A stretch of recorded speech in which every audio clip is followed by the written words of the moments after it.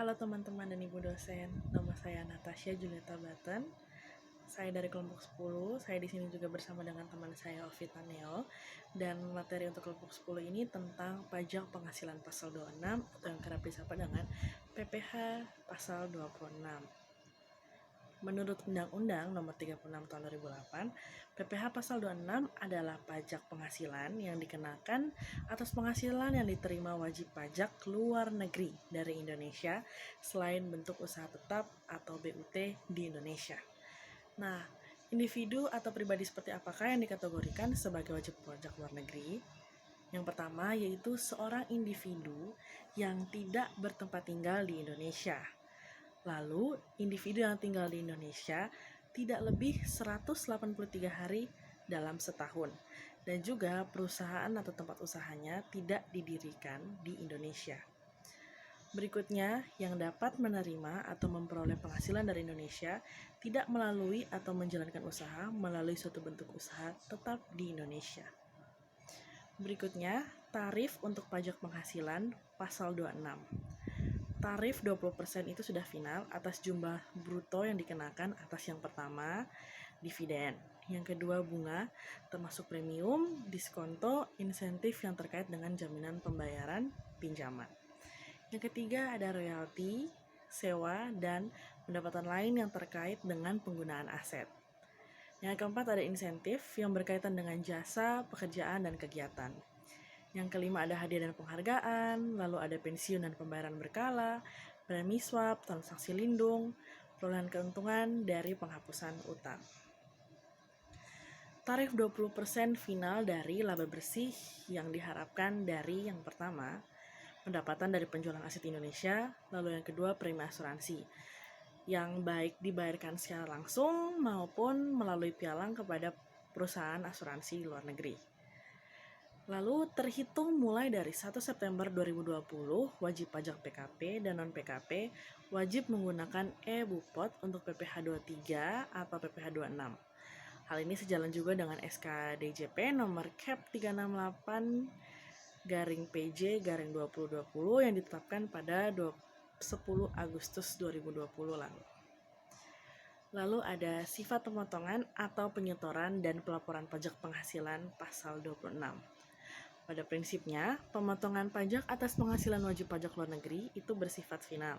Tetapi atas penghasilan berikut ini, pemotongan pajaknya tidak bersifat final, sehingga potongan pajak tersebut dapat dikreditkan dalam surat pemberitahuan tahunan pajak penghasilan.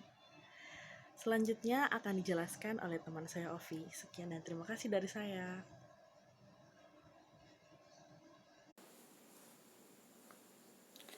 Baik, berikutnya kita masuk ke dalam bagian perhitungan pajak penghasilan pasal 26. Di sini ilustrasinya yang pertama ialah PT ABC memiliki perwakilan di luar negeri dan mengasuransikan bangunan bertingkat ke perusahaan asuransi di luar negeri dengan membayar jumlah premi pada tahun 1995 sebesar 1 miliar. Dengan demikian, perhitungan PPh pasal 26-nya adalah sebagai berikut. Yang pertama ialah perkiraan penghasilan, yaitu sebesar 50% dikali dengan 1 miliar, yaitu 500.000 atau disebut dengan penghasilan bruto. Jadi kembali ke rumusnya ialah 20% dikali dengan penghasilan bruto, di sini 20% dikali 500 juta, hasilnya ialah 100 juta. Jadi 100 juta ini ialah PPh pasal 26-nya yang wajib dibayar oleh wajib pajaknya. Yang berikut ialah ilustrasi kasus yang berikut ialah David Beckham yang adalah warga negara Inggris memiliki 25% saham PT Persipura Indonesia. Tahun ini Beckham menjual seluruh sahamnya senilai 5 miliar kepada kakak, seorang warga negara Argentina. Asumsikan tidak ada P3B antara Indonesia dan Argentina, serta Inggris sehubungan dengan transaksi tersebut, maka besarnya ialah PPh pasal 26 sama dengan 20% dikali 25% dikali dengan 5 miliar. Kenapa di sini ada 25%? 25% di sini ialah perkiraan penghasilannya yaitu 25%.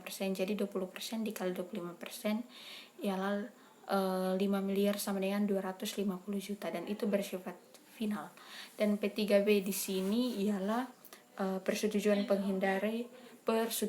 penghindaran pajak berganda. Itu biasanya dilakukan kerjasama antara Indonesia dengan negara-negara tertentu agar menghindari pajak berganda. Nah, ilustrasi kedua ini contoh sederhananya. Ya, contoh saya dan teman saya Tasya. Tasya berkebangsaan Arab. Terus Tasya ingin menjual jam tangannya ke saya.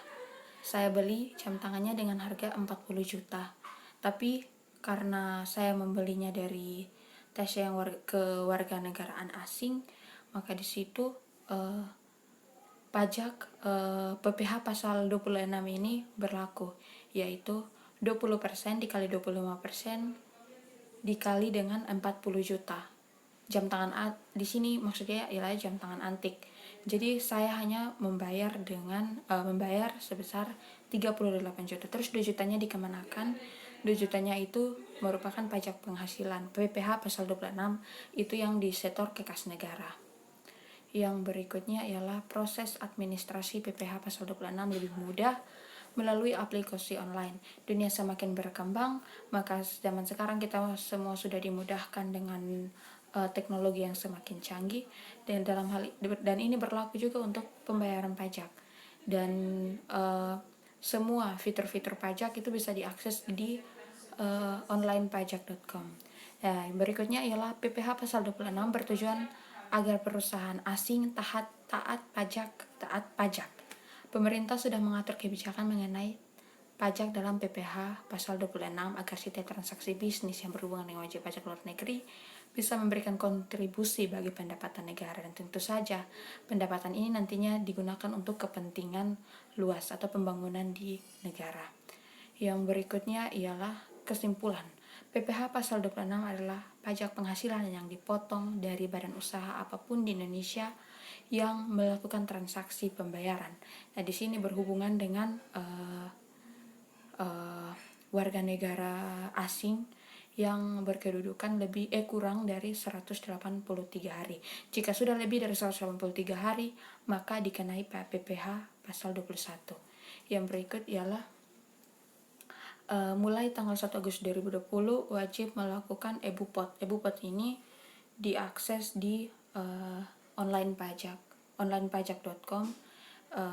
Di situ sudah ada fitur-fiturnya untuk memudahkan pembayaran, mendapatkan bukti potongan pajak. Sekian, terima kasih.